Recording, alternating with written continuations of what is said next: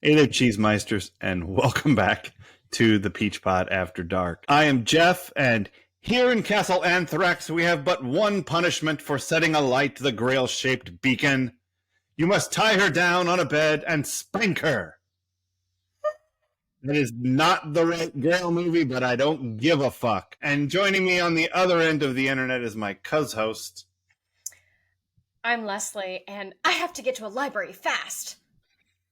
That is, without a doubt, my wife's favorite part of that movie. I mean, I was watching it, and I think halfway through I was like, well, I'm going to need to look up some quotes because nothing was sticking. And then he said that, and I went, Leo pointed. I was like, that's it. That's it. That's it. That's the one. No, that's a good one. No, it's definitely a good one. So if you haven't figured it out now by my quoting the Holy Grail and Leslie talking about libraries, we are doing the DaVinci Code. Yeah. DaVinci Code. I said that word in a really weird way. We're doing Bezu, or Bezu fast. We're doing the DaVinci Code. The 2006 Jesus fucks masterpiece, directed by Ron Howard, starring Tom Hanks, Audrey Tautou. I've never been able to say her name correctly. I think it's like Tautou. Jean Reno, whose name I can say, and I can tell you why later. Sir Ian McKellen. Paul Bettany. Holy fuck. Didn't realize that was Paul Bettany. I didn't realize that was him until I was looking at IMDb. So anyway, and Alfred Molina. We are doing this in conjunction with Season 3, Episode 4, Sex, Lies, and Volleyball / Photo Fini. This is part of our Paris collection. And our spelling, and I will. Our spelling connection this week is Tom Hanks himself, who was in an episode of The Love Boat. Nice. So the glorious news of that is we can literally watch every Tom Hanks movie now. Fine by me. And I had a couple of thoughts about a place we could watch That Thing You Do coming up recently. Yeah. So that might be a fun one. In a couple episodes, maybe even next episode. So that might be coming up. So this movie, you had not seen this movie, but you have read the book. Correct. I am that snob with this movie. Okay. It is interesting to me that there is snobbery around this book, but I say that lightly. I don't actually consider it snobby that I've only, because I wouldn't say I actively avoided it. I think I just saw like, oh, it's a movie now. Yeah. I liked the book. I didn't need to see the movie. I didn't need a movie version of it. I get that. Okay. So, but you liked this book when it came out. It was like 2003 or so when this book came out. Yeah, I read it in high school. I remember exactly the time of year I read it too. It was during like I-step testing or something. So I would get done with a section and then I would read. And I really enjoyed it. I just, for whatever reason, the movie came out when, 2006? Yeah. Yeah, I would have still been in high school. I just didn't go see it. Yeah. I don't blame you. I mean, it's not like... I think it's kind of interesting to talk about this movie as the book, because the book was like this phenomenon, right? Yeah. Like it was this massive fucking success. And then Ron Howard made a movie, Little Opie Cunningham made a movie with Tom Hanks, which is like, I mean, that's gold, Jerry. And based on a book that was this fucking popular, this was like anticipated. Like it was, people were all about this DaVinci Code shit. But then there was like all this backlash about it once it got Doorstopper. Yep. There was all this backlash when it got super popular. So, and some of the backlash is like, this is blasphemy. Some of the backlash is, this is not very well written. I only heard the blaspheme. I only heard that. There's a lot of this book is kind of trash as a book. It's not literature by any stretch of the imagination, but I'll say this for it. It works. It really does work. It's a page turner. Absolutely. And it drew me in. Like I read it after everybody was like talking about it. And I was like, oh, I'll read that. That sounds like something I'd be interested in because, solve a mystery kind of riddles and puzzles and all that stuff. And I read it and I enjoyed it. I thought it was fun. And I heard that Angels and Demons was better, so I went and read that too. Yeah, I liked that. I thought it was fun. But like it's clunky as writing goes. But the story is, the book I think works really well because it's propulsive. Mm-hmm. You know, like it's one puzzle after another, one thing to solve, one clue to find, one new piece to the puzzle presented, and they move on to the next one. And sometimes there's like a little car chase in the middle, but who the fuck cares? Like, it's not, this movie isn't about car chases. It's about the puzzles and the solving and the mystery of it all. And all of that is, I think, works really well and is really fun. But I don't think that's the only reason why the book works. I think it's fun. I think it tricked people into thinking it was good because it was about big things. Religion. You know, religion and art. Symbolism. And symbolism. There's anagrams and riddles and they talk about Newton and DaVinci and the Fibonacci sequence and as you were describing all of this, I was thinking about how there are action thrillers and thrillers that are just called thrillers and not action thrillers. And I feel like, I described it to you in a text that I feel like Dan Brown was trying to create another version of Indiana Jones. And now that I'm thinking about it, we do have a few action sequences, but it's really more of like mental action. This is for the people who, whether or not they're strong, it doesn't really matter. They're not going to be like big action hero type. This is for a mentally active person, Mm-hmm. And so it's interesting to see a hero in that regard, a protagonist in that way.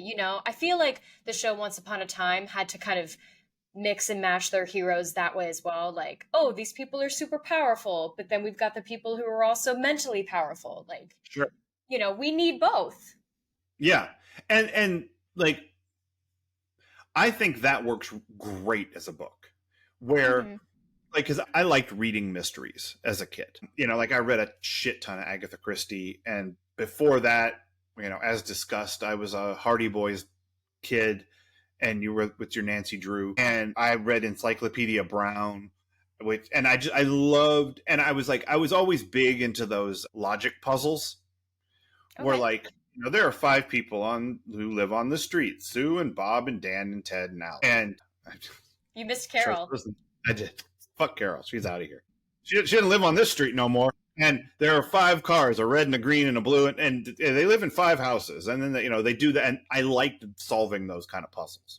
Okay. Reading this as a book it's propulsive in the riddle solving because like you're presented with the puzzle, you're presented with the anagram, and you're trying to figure out what it is or what the couplet means. That's like about the orb or whatever. Like you read those. And then as you read what's happening, you're trying to figure it out. You're like, oh, I bet it's this. And then you're wrong. And, oh, I bet it's that. And then you're wrong again. But you're playing that game with yourself the whole time, right? When you read a book like this, at least that's what I do. Me too. And that's why they're fun. Like they're super fun to read. And when you get to the big exposition scene where they explain a bunch of shit that you've just been wondering about for the last 50 pages, it's satisfying. Yeah. It's like a little bit of resolution and then there's like another mystery and you got to go chasing it. And that kind of stuff I think is really fun. And it makes you feel smart because you're like thinking things through. Yeah. It's reminded me a little of when I read Harry Potter, because there are also like the first one, especially when they're trying to get to the Philosopher's Stone. I mean, there are all sorts of riddles. Right. I still don't know how Hermione solved that potions one, but that's fine. There are riddles all throughout the series, and so, like, it's fun to try and solve them and, work towards something as you're reading something.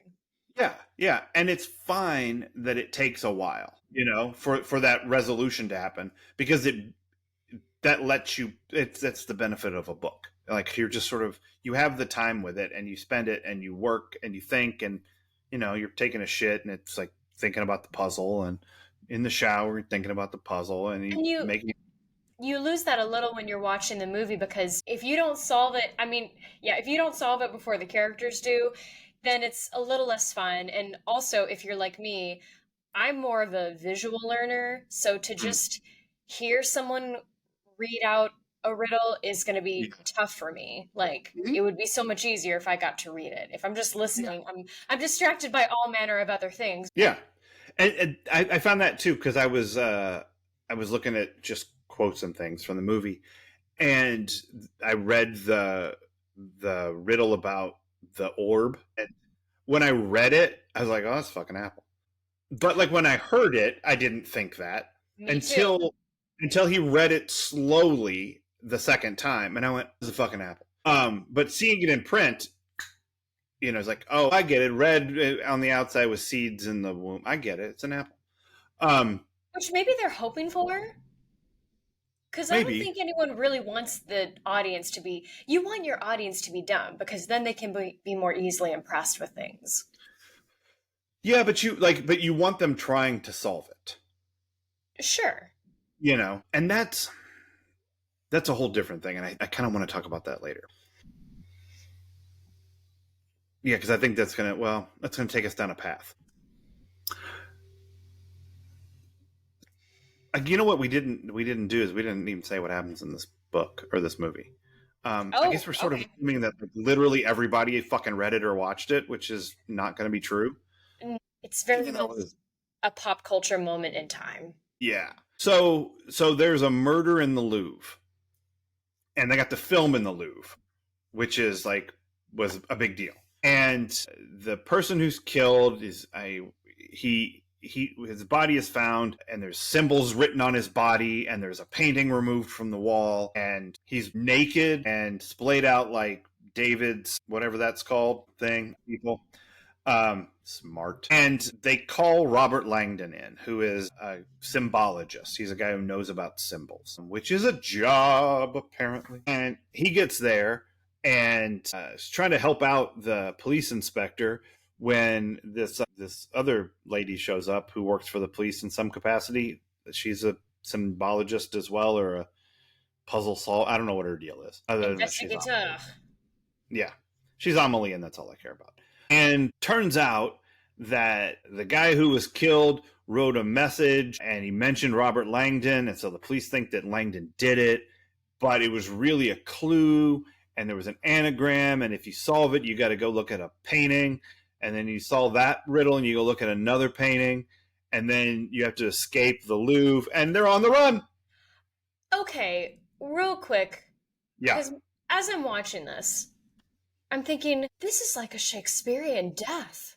This man got shot in the gut, and he had the forethought, or the rational thought to go, I must leave clues. I must write with my blood or other fluids. And I have to make up anagrams. And I'm like, how long did it take you to die? Also, did Paul Bettany just shoot you and leave? Yeah. I know that got him. Yeah. I mean, he had places to be. He had to go in a closet and flagellate himself. So, you know. You do what you gotta do. Things to do. That's what it is. Hey, it's very important. So it leads them down a mystery that has to do with Da Vinci and Sir Isaac Newton and the Last Supper and famous works of art, famous churches, the history of the Catholic Church, and then whether the divinity of Christ and Mary Magdalene's womb and the Knights Templar and the Holy Grail and a whole bunch of shit. And everything works out okay, except for most of the people die. Spoilers. It's fine. So it's a mystery, and you know I don't want to spoil all the mystery, but we probably will. But so yes, it's ridiculous that he has all of the time to he has to do it in reverse order. Like he has to put the second clue next to the Madonna of the Rocks, right? And then he has to go and find the other painting that he pulled off the wall, and because he knew it would set the alarm off, and then he had to write the other thing that would guide them to the Madonna of the Rocks, which is where the first clue led them somewhere else. I don't know where it went. Just crazy. I don't understand. Yeah, I mean, the mechanics of this, like we've talked about like different mysteries that we've watched, and like The Hateful Eight, for example, where it's like the mystery itself doesn't really matter all that much. Like, or the solution to the mystery could be any number of things. It could be Miss Scarlet, or it could be communism, Miss Peacock, or it could be all communism is just a red herring. But it could be like everybody. Like the resolution to the mystery doesn't matter that Bunny kidnapped herself. Yes. It's about whether you like hanging out with the detective. Yes. More than anything. And then the people that you meet along the way, and if it's compelling, and if it feels like a fun mystery, the resolution doesn't really matter at all. This one, that's kind of all that matters, because the main character is a dud. Like, there's really nothing there. He's not interesting. He doesn't really have a personality. Like, I like Tom Hanks. Tom Hanks is great. But this Robert Langdon is kind of nothing. He's boring. Yeah, boring is a harsh word, but I'm going to say it because he really... one of many slow things about this movie. That's very true. Like, again, I really only cared about Audrey Tautou because she's wonderful to watch. I would say, her character is one of the more fascinating ones. But yeah, Robert Langdon is, for someone that the movie centers around, it's not really propelling anything. No, he solves the mysteries and puzzles, and that's great, and it gets you where you're going. But because the main character is weak, the story, like the effectiveness of the movie, relies on the puzzles and the propulsion of it, and in some cases more action sequences than the book probably even has. And it relies on the ending being satisfying, because all of the puzzles led you to things that were big. Like, they were huge questions, and it's not just who killed this old geezer. It was, why'd they kill him? And what are they trying to hide? And this is about the Bible and the Last Supper and the Holy Grail and Jesus's child. And you don't want women to continue or have any big part in religion? Right. And it's about like power of the church on the earth. Like, the stakes become so big that the resolution it matters too much. And so he spends a ton of time wrapping it up and then wrapping it up and then wrapping it, and like he keeps like, I thought he answered the question, and then he answered, then there was like another question. I was like, what the fuck, more questions? And then there was like even a third question. I was like, oh, I didn't even know that was a question. Like when they said goodbye to Sophie's character, there was still 30 minutes left, and I went, what else is there? Right. And that's when you know that like that was a fake out ending. But then it's like, so there were I think there were too many endings to this movie. I think there's a right number of endings to Clue. I think there are too many endings to this. Yes. Because I feel like you could have stopped it. I think it is a fine resolution, spoilers, if they never find the tomb. Yes. Like, if they get to the tomb and the body has been removed and now it is lost to time. That's an interesting ending, especially with all the other shit about who the last scion of Christ is. You know what movie does that? Titanic. What do you mean? Like, they throw the fucking thing in the water? He was looking for the necklace the whole time, and what he ends up getting is so much more valuable than that. And she has the necklace the entire time and leaves it. And like, I'm sure it pissed off many people, but I think it's really cool. And I feel like it does exactly what you just said. Like, it's left there for time. Yeah. I mean, I think that I don't want to shit on Titanic. It's fine. No, it's just not what it's about tonight. But I you know what happens when I think of that? I think of that Britney Spears video. As you should. It's so silly. And she's like, but didn't the old lady throw it away at the end of the movie? Or whatever she says in the video. I always found that ponderous. It's great. So dumb. What a time to be alive. Every time is a time to be alive. What a simpler time to be alive. Anyway, I'm sorry for No, it's fine. But I think like if they had left it with that and then not had to go find where it was again and bring us back to where the movie started and linger on the two different pyramids, the blade and the chalice and how they meet, and the fact that he had talked about how the outside and inside pyramid mirror each other, and at the beginning, like there was the rat symbolizes obviousness a little bit here. Like it goes a little too hard at the, and don't forget, I know you were thinking about this part of the mystery, solving it. It's not really much of a resolution because he doesn't see it. He knows within his gut that it's there. Yeah. But you can still make the argument, but it might not be. It might not be, but he believes, but I didn't need that. Yeah. You know, neither. He could have stopped. It would have been fine. I think it was a more compelling ending without that stuff.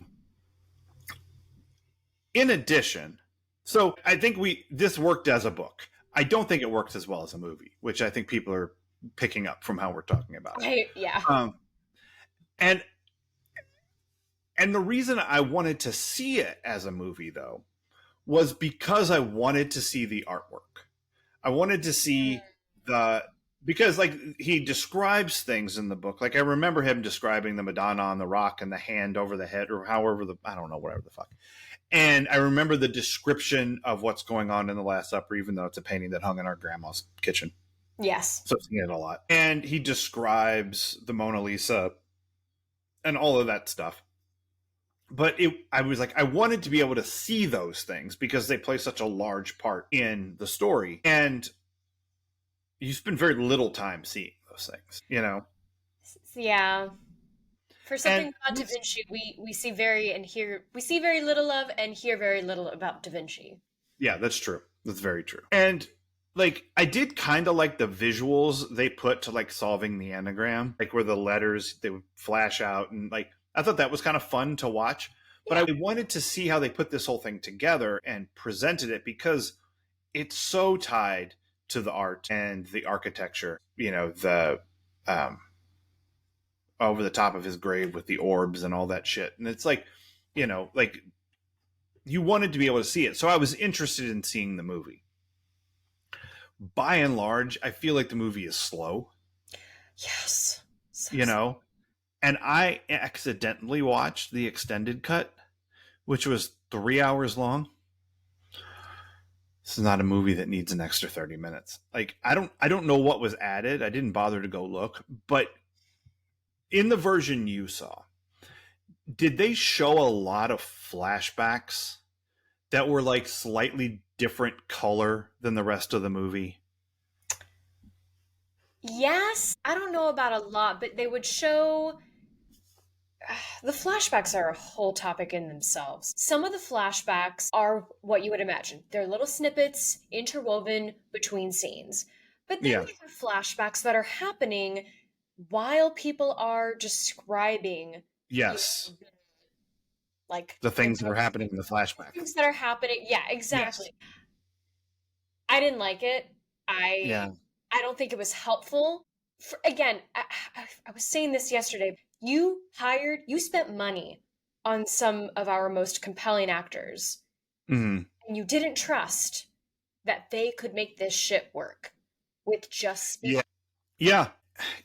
Show, don't tell, or tell really compellingly. This told and showed at the same time. And that stuff felt duplicative and extra to me. Agreed. Okay. So glad I'm not alone, because I worried about coming in and like, oh, this is another movie that I'm kind of indifferent about. Like, Yeah. I saw it, but it didn't do it for me. I like the book. I'm sure if I reread it now, there are going to be things that I'm like, huh, okay, Yeah. well, that's a thing. But Right. as I was watching the movie, it was fun because right before another thing, either another puzzle would be solved or another clue would be revealed, I called it and I thought, I did not know this much of the book was still in my head. Sure. Yeah, it's there. You just needed it like squeezed a little to get it out. Yeah, and I'm like, cool. Can we find more fun things instead of more upsetting things that are hiding in my brain? That would be fun. Goals. Here's the other thing that I think is interesting about this, the phenomenon of this whole thing, is how angry people got about the blasphemy of it all. And I feel like I'm going to ramble here because I'm not 100% sure how to express this other than I've just got like a whole bunch of thoughts about it in my head. So please, like, knock me off course if I need to be knocked off course. But the problem with that, setting aside the religious aspects of it and like why you're getting all fucking upset about that, whatever. This guy added some made up shit to your made up shit and now you're mad about it. Okay. Not my point. It's not like no one has made this conjecture before about Jesus and Mary Magdalene. Like, right. It's not a new thing. So many things. Yeah. Find something to be mad about. I think the reason that people got mad about it, because they were always going to get mad about that. Like, you can't do anything. People are not going to get mad about that. But when you base a story on true things, real places, real events, and like enough of those that it makes the whole story feel grounded in reality, right? Mm-hmm. Not like a fiction, a flight of fancy. This is reality because I've been to the Louvre. I've seen the Madonna on the Rocks. I've seen the Last Supper. I know about the Mona Lisa. I've seen that pyramid in the Louvre. It was controversial. Some people really didn't like it when it was made, just like Jean Reno is like takes a shit on it right when they pull up. That actually I thought was kind of funny. Like, yeah, there are a lot of people who really think that. I love, and I remember this distinctly in the book, and I reread it a lot as a kid because I was in high school, I was studying French, I knew I wanted to go to Paris someday, and I wanted to memorize how to respond in case if I was asked about what I thought about the pyramid. I wasn't asked anything, and I don't remember. But still, I remembered that distinctly from the book. Yeah, and like they go to real churches, right? And I think the Rose line is a real thing. But see, that's where it starts to get a little funky. Because then what he does is he takes real things that you know are real, that you can go and verify.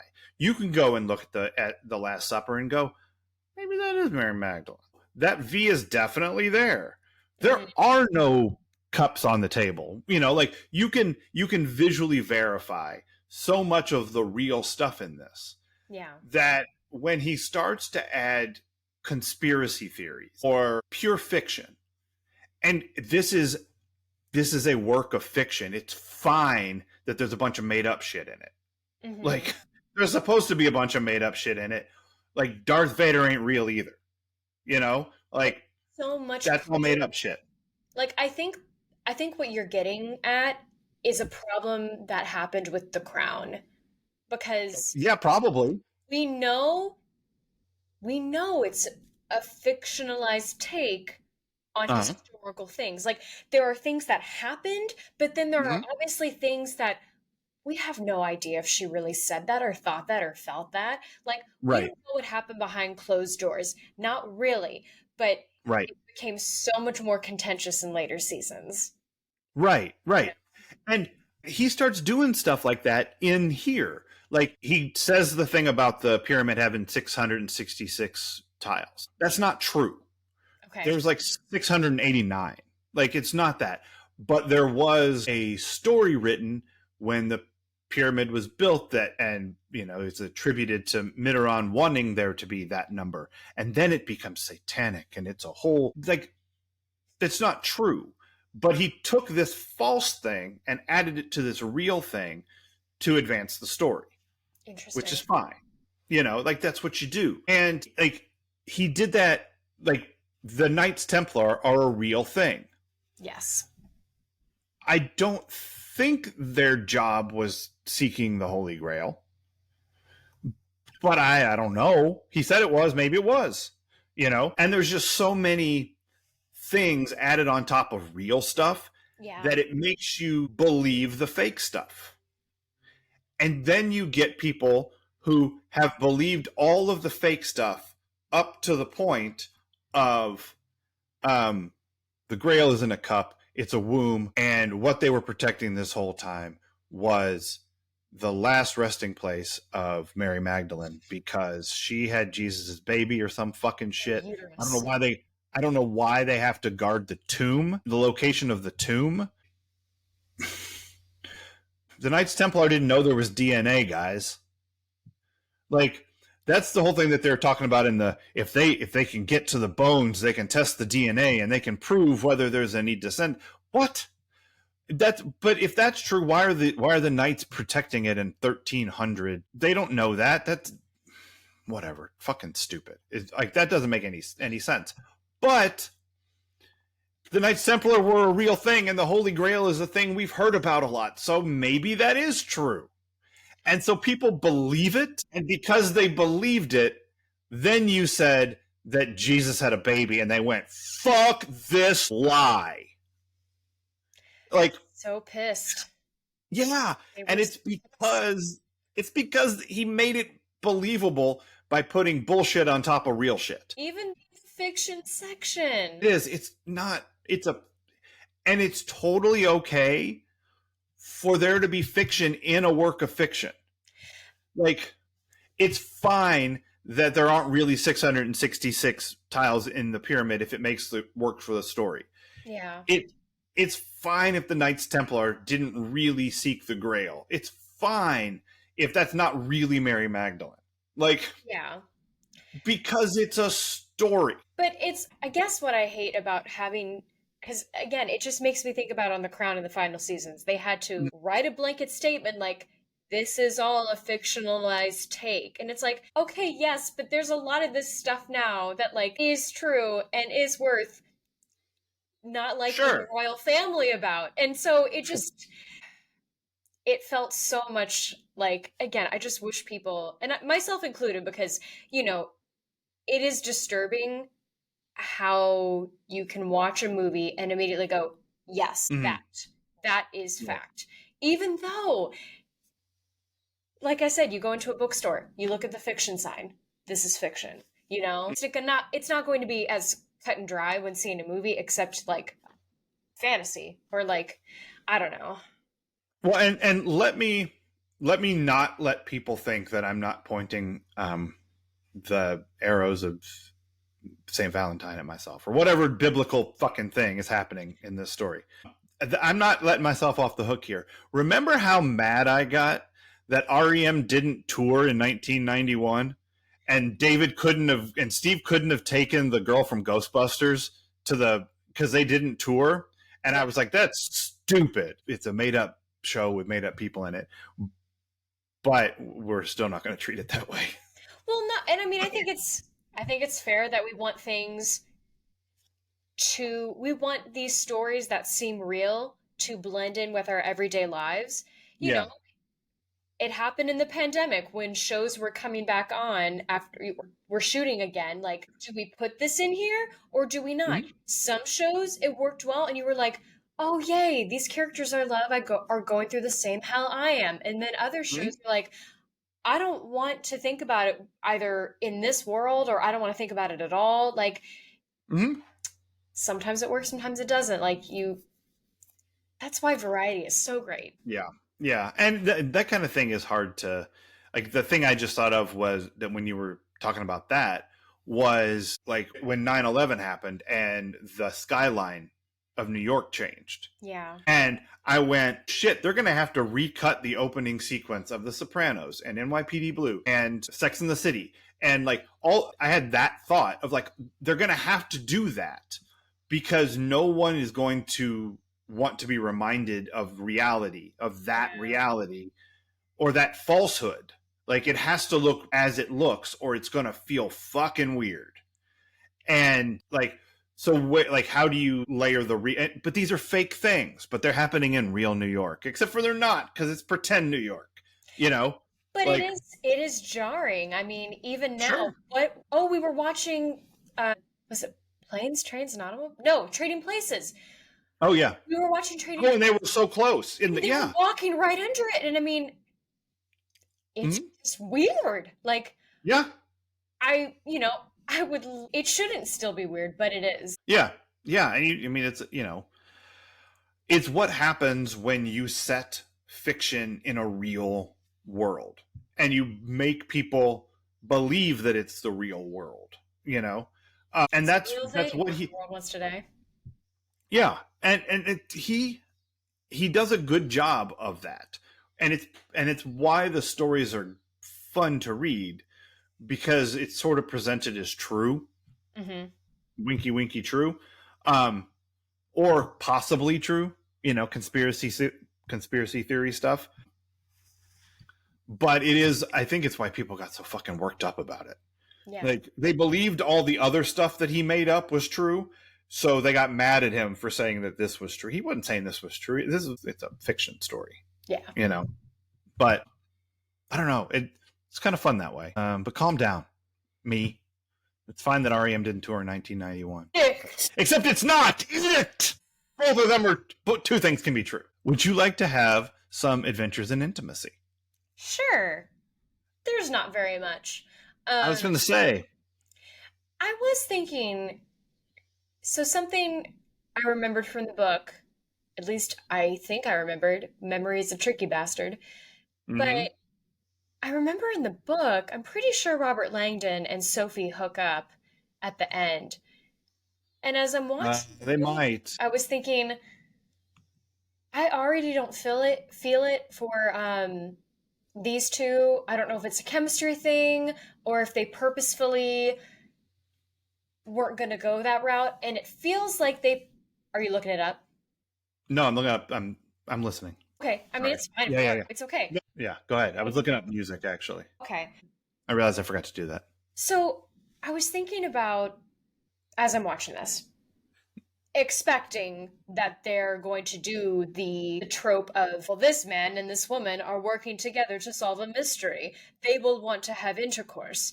It's the adult version of if you give a moose a muffin. If you put a man and a woman together to solve a crime, they will want to, He's going to want the muffin. I couldn't have said it better. Damn it. You wouldn't have said it better. Wow. Because you wouldn't have said muffin in that context. No, I was just going to be like, they will do the horizontal tango. That's right. But no, he will want that muffin. White man's all about. Jeff loves being right. But I was thinking about, okay, how are they going to build this intimacy? How are they going to build this chemistry? Because people love pointing out in other movies like, oh, these actors had terrible chemistry. Or when the thing is, chemistry can be built, Does it take more work? Yes. But, like all the best things in life, it takes more work. Right. Done right. It's just a matter of doing more exercises with your actors, acting exercises or warm-ups, getting to know each other. Not just calisthenics. Just jumping jacks. I had a moment where I thought, I'm just going to specify because I don't want people thinking like, oh, they have to go to the gym together? That sounds terrible. Or like you're doing pelvic floor exercises, that kind of thing. Yeah. Yeah. All kinds of exercises. So thinking about that, and there's a moment where she places her hands on his forehead to help him calm down from his claustrophobia. Oh, right. And it wasn't supercharged, but again, and I think some of this, here's what I think happened. I think Ron Howard said, I don't see the point of them hooking up at the end of this. I'm not going to focus on that.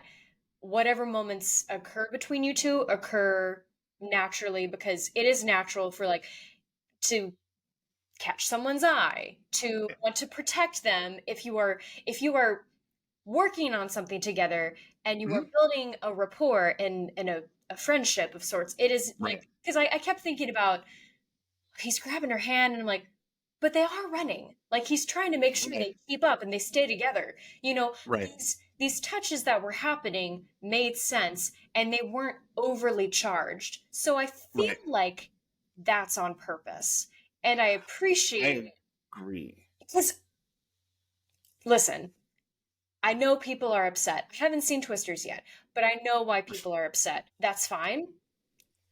No. Those kind of twisters? No. And ouch.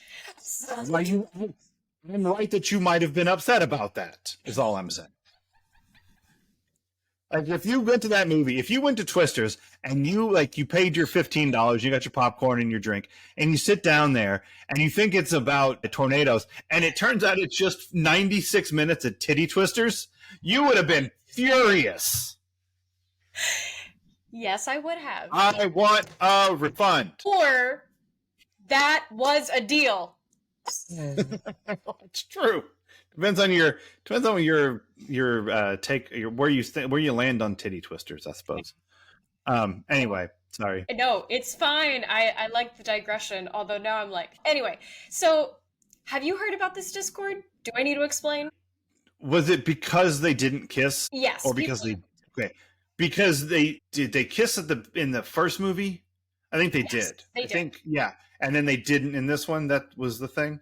So, again, in the first movie, these characters have a history. In the second movie, I have no idea. And it sounds like they were trying to create something, but they wanted to leave it as kind of a what if, or like, this isn't the point for the sequel. Well, either for the sequel or also to point out that this love story isn't the point of the movie. But listen, you can't tease an audience. The audience, we are very accustomed to set up, and here you go. But you have personally hated when that happens. Like, you hated the end of Ghostbusters when they kissed. I feel like you would be like pro no kissing at the end of this movie and pro no kissing in this movie, because it doesn't make any sense. So yeah, to be clear, I am very much okay with the fact that our two leads did not hook up. I'm okay with the fact that the two leads in Twisters, even though I still haven't seen it, I'm going to, but I'm cheap. I'm okay with the fact that they didn't kiss. You know, I think it's, to quote Dawson, it's the more exciting choice. Wow, Dawson is. It's the more interesting choice. Because again, that's not what this is all about. Right. Yeah, this was about solving the next puzzle. You know, and then it was about Jesus. If you do add that stuff in, I mean, not to say that it can't happen naturally in some cases, but it just, why does it have to be both things? Like, why did Pearl Harbor have to have a love triangle in the middle of it all? Yeah. It's interesting enough. It's the rest of the drama is enough. Yeah. It's like, I guess it just goes back to, sometimes they really don't know how to write women, so they're like, well, we have a woman in here. What is she going to do? Well, have her fall in love with the male lead. Right. And this one, they were doing something different. But I'm not sure if what they were doing was super successful, because what they were doing with like the headache touch and the whatever was laying the groundwork so that when they say she is the descendant of Jesus, sorry, spoilers, you're like, she healed him by putting hands on him. Yeah. And that's what that touch was supposed to indicate. It wasn't supposed to indicate romance. It was spiritual healing. No, but I think it could have. And I think, again, if I'm going to lean into the fact that, or I'm going to lean into the idea that they were going with that instead of creating some romantic subplot. Right. That is unnecessary. I'm not saying you can't hook up with someone you solve mysteries with. By all means, go for it. Sounds great. Right. Make sure they're consenting. But at the same time, like, for it to happen in every single story, just silly. So I'm good with it not happening here for sure. They built a different kind of chemistry, and I think the actors because it didn't feel like they didn't get along or anything. It didn't feel like there wasn't chemistry. It just felt like they were purposefully keeping it professional. Yeah. And somewhat distant. if that makes sense. Yeah. Nice. Yeah. Any other intimacies? I mean, we have male nudity. Booty time. I was thinking about Bootany. Paul Bootany. Get it, Vision. Nailed it. Vision, don't hurt yourself, please. Thanos is going to do that enough. R.I.P. Anyway. No, he's back. White Vision. Oh, yeah. Anyway. So the flagellation scene. Yeah.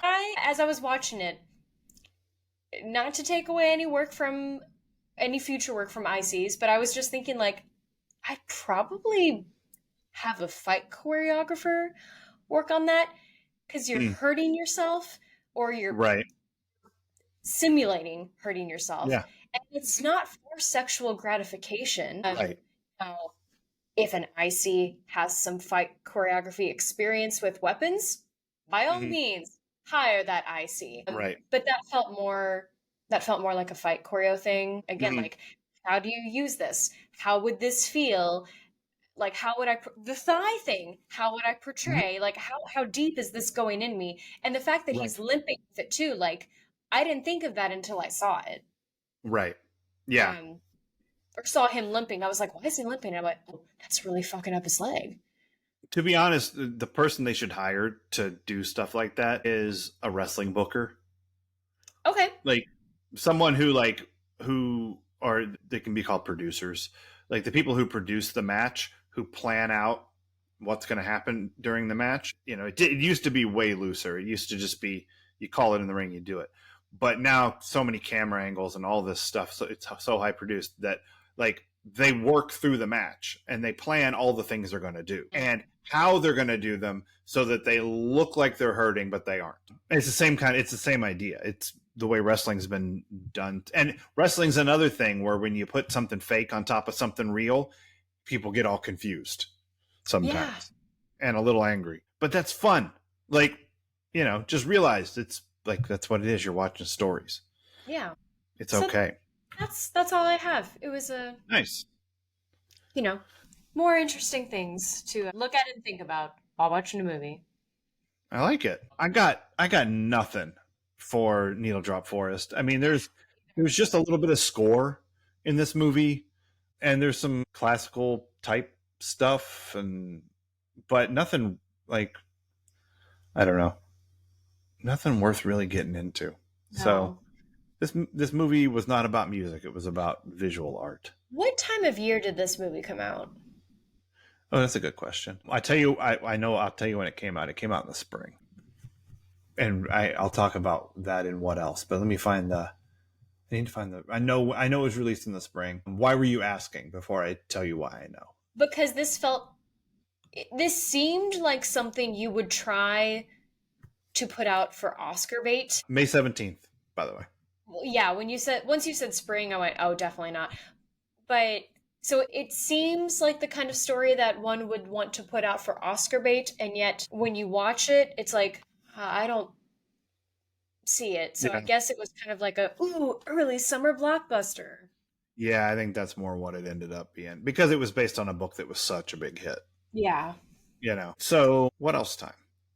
I'm going to tell my what else story real quick, because it ties into what you were just talking about there. Okay. With when this movie came out.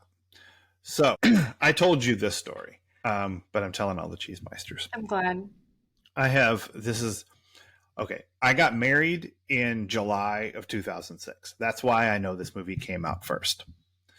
Because for our honeymoon, we went to London. We spent a week in London, but we took a day trip to Paris. You know, and you do a hop on, hop off bus tour thing. So you see all there's a Tour Eiffel and all these things. But we wanted to go to the Louvre. And you can choose where you want to spend your time and that kind of thing. And the Louvre, for people who have not been there, is fucking massive. It was a castle. I mean, yeah, it is. Again, if you've not been there, there's no way for you to understand how big this building is. No. It's like, you think it's a big museum, and it's like 7 big museums. It's so huge. Yeah. So we were going to spend like 4 hours there, which is not nearly enough time to see even a fraction of the stuff in the Louvre. But it was a considerable chunk of the one day we had, and we really wanted to spend it there. But we kind of just split off because, you know, she wanted to see some things and I wanted to see whatever. We just sort of did our thing. But at museums like this, they have walking tours you can rent. And this was 2006, so they gave you like an iPod, like an iPod mini, and you like rent it. Yeah, you rent it for like €10 or something, and they give you this. Sure. And I'm like, Donna, l'imbécile, l'idiot. So they give you this thing and headphones in, and it leads you around and it tells you a little bit about the art. And I was like, I want to see the big stuff. I want to see the big things that people come here to see. But I don't know where that shit is. Like, this place is really big. So I was going to get one of these walking tours and just sort of, you know, see what it, you know, have it guide me a little bit. And there was like the regular walking tour. And there was the DaVinci Code walking tour. And I said, that's the dumbest fucking thing I've ever heard of. I'm 100% on board with the money grab that this is, just trying to tie this in. Like, the Louvre has got people coming to it just because of this book. Like, I guarantee you that's true. And this movie just came out. It makes total sense that they're doing this tie-in. I know they're going to focus on the big pieces that were in the movie, which is great because those are some of the big pieces in the Louvre and you want to see those. So this will get me to those places. But more than anything, I just couldn't think of a more ridiculous way to visit the Louvre than by taking the DaVinci Code walking tour. So I took the DaVinci Code walking tour. And it was narrated by Jean Reno. And so, like, you know, he walks you through the place and he's like, this is the mother of the rock. And they tell you movie shit, but they also tell you about the painting itself. And then, you know, I made my way into the room with the Mona Lisa, which is just right over there. It's the only thing in the room. It's the room with all the people taking photos. It's not the only thing in the room, though. I mean, there's like a huge thing facing it. Like, if you turn around. There was, so when I went, I'm sorry to interrupt your story. No. There was, it felt like nothing else was in the room, but on that wall where she is, yeah, there might have been other stuff, but it was at least a whole other person away from her because the crowd is stupid. Yeah. The way that I saw it, and it's probably changed since then, this was 20 years ago, was that when you walk into the room, there was like a blank wall, and she was on the other side of the blank wall. So you kind of walk around, but on those walls, there's stuff. And at the back of the room is a massive painting. Massive. And then you turn around, put the massive painting at your back, and she's in the middle of this wall. And she's very small. It's very small. And so, but you're right, packed with people. People trying to get up as close as they can. You get and some people just, I mean, it's a sight, and it's really cool to see. So, very excited that I saw the Mona Lisa and did all that stuff. But then, I'm walking on and Jean Reno tells me, turn left down this hallway. In the middle of this hallway is statue, information. I don't know and it's what it is. Now, I want you to take 3 steps forward. Turn right. No, 3 steps. Now look out this window. This is where we lost Robert Langdon. I laughed out loud in the middle of the Louvre so fucking hard. Like, this is, come the fuck on. And it wasn't the window in the bathroom. It was just a window in the hallway that looked out over the same street. But I was like, I can't. Like, that ridiculous detail makes that the best money I spent on my entire honeymoon. See, now that €15 or whatever it was, the $5 markup for the Jean Reno version. I love that story so much because this is where we lost Robert Langdon. Is so fucking dumb. Now, what I want to know is if there is now a Beyonce Jay-Z tour of the Louvre. There probably was. This is where Beyonce twerked. That is where Jay-Z rapped. This is where she flew down. I would imagine that they made a lot of money on that upcharge for the Jean Reno version. Why wouldn't they do that?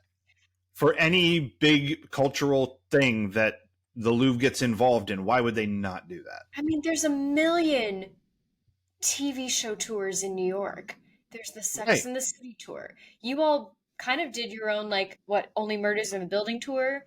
Yeah, we did some that. Yeah. You know, like, we drove all around Los Angeles looking for 90210 locations. There wasn't a tour, but we made our own. And we get paid for this podcast. We will create our own tour of we'll fucking do it. Yes, we will. We will do it. And we'll try to record in places that Leslie hasn't even heard about yet. So invest in us now. Right. Get in on the, you know what? I got one word for you. Plastics. It's from The Graduate. Totally makes no sense with what we're talking about today. Is this anyone's defining role? No. No. Well, you know what? It might be Jean Reno's. I don't know him from anything else. He probably did stuff that was bigger than this, but I don't know. Let's see what his deal is. I have to apologize too for seeming distracted because the space underneath my old bed is small, and yet Ember has decided to crawl in and out of it, and I've just been baffled. I get it. I can't help it because, again, my baby is old, and I don't know how much longer I'm going to have with her, so every moment is precious, people. There you go. Yeah, when I tell you I don't know how she's been living for the last hour underneath this bed, I don't know. Huh? I don't get it. There you go. It's precious as hell. Gotta love it. So no problem. This is not his defining role. He was the main character in Leon the Professional, which is a movie I have not seen, but it was really popular. Like it at least cult status popular. Like, yeah, it was like a big movie amongst a population, and that's what he's most known for. Anyone who knows him probably knows that. Yeah. Alfred Molina didn't even get billing in the trailer, I think. Yeah, he's a small, like, he's the main bad guy in this movie, but he's like, nobody kind of cares. But definitely, I mean, it's not his. I mean, you know, no. You called him Doc Ock, and that's as good as anything else. She is Amelie, will always be Amelie. And I love that movie quite a lot. It's very sweet and very funny. Lady D.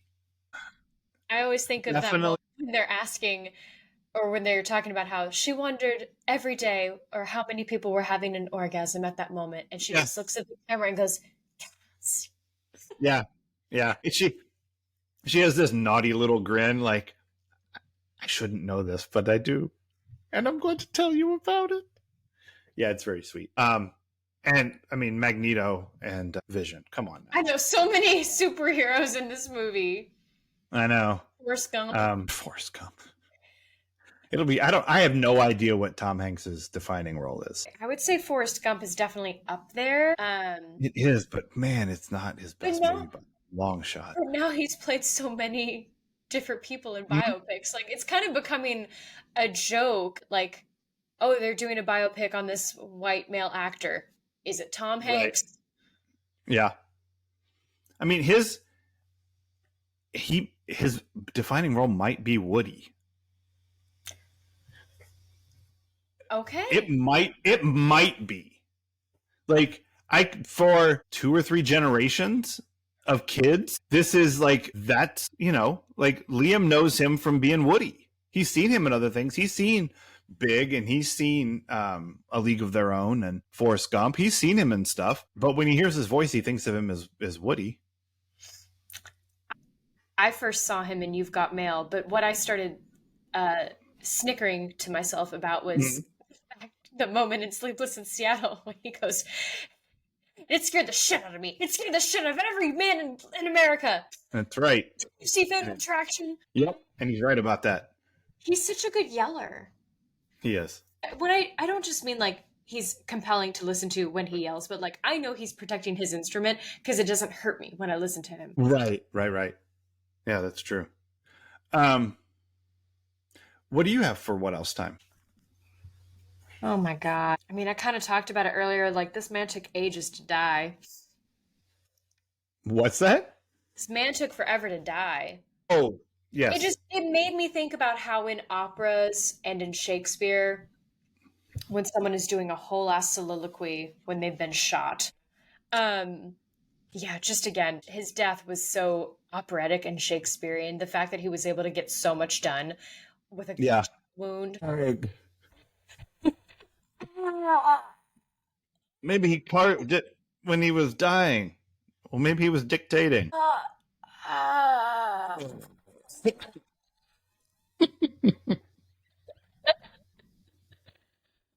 And yeah, this is just a great example of how some things are best in their original medium. And in this case, there is a book series that Walter and I love called the Thursday Next series, and it's about a detective who, I mean, she's a detective with like MI5, MI6, but then she also becomes a detective in storybooks. So she's able to, like, go into stories. And I mean, there are so many footnotes. There are so many different things interwoven in this series that, like, sometimes I like to think about how you would do this on screen. And yet we also talk about how much would be lost in translation. It's funny to readers. It's meant to be funny. Like, all of this stuff is related to reading. Why would that be successful anywhere else? Right. Yeah. And I think that this works a lot better as a book.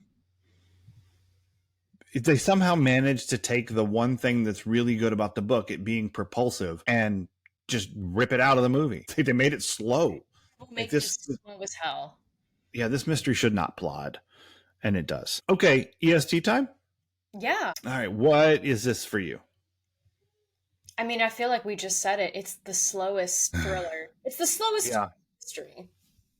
Yeah, it's a slow page turner, this one. For me, I think this is the least Paris-feeling Paris movie. Yeah. It's really weirdly of nowhere, even though it's very specifically set in this place. This movie doesn't feel like much. You know what I mean? Like, it's not exciting. It's not dangerous. It was oogie when the guy was flagellating himself in the thigh thing. I don't like that. But there's no romantic connection. There's not a super big connection between the characters at all. It's just one conversation and another that moves the story along, and that's fine. But there's just not a lot of feeling in it, and it definitely doesn't feel like it's in any place, and it certainly does not feel like it's in Paris. No, and Paris is wonderful, and it's always a character. And I've been there exactly one time for one day, but I know where I lost Robert Langdon as part of that. So one time, 3 days. Oh, all right. I would like to go again and stay longer. We shall do the 90210 French tour. Oh, we got to go to Balzac's house, everybody. Yeah, the one spot. We're gonna go to that place that Donna was called stupid. Donna, you've been wanting to go to Versailles all week. I know. She likes gilded things. We've got to go Pierre groomed or attempted to groom Donna. She threw wine on him. Pierre. All right, so you are just not my baby. So I think that once again we have proven my theory that everything comes back to Aaron's spelling. Even the DaVinci Code. Even the DaVinci Code. How about that? So join us here next week, Cheesemeisters, when we are going to be watching An American in Paris, our last of the Paris movies for this season. So I have not seen An American in Paris, so I'm excited. It should be fun. I haven't either, but I love Gene Kelly. They even mention Leslie Caron in this next episode. Oh, okay. So, well, the next episode is called Shooting Star / American in Paris. So. Yeah. Which is a lie. There are multiple Americans in Paris in this episode of 90210, but whatever. Only one matters. That's true. It ain't Brenda Dubois. I'll tell you that right now. All right. But until then, Cheesemeisters. Cheers.